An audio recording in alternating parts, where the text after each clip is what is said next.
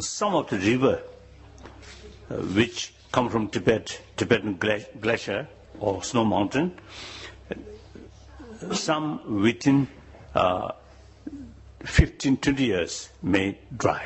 So it is, as you mentioned, a very, very serious matter.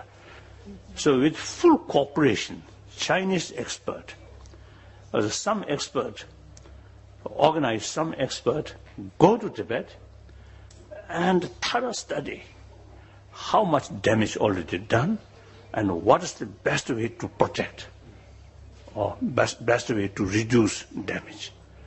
Political solution, it may take time, but okay, we can wait. But damaging ecology year by year happening. So we really need serious sort of study and make plan to protect. That's, I think, very, very important.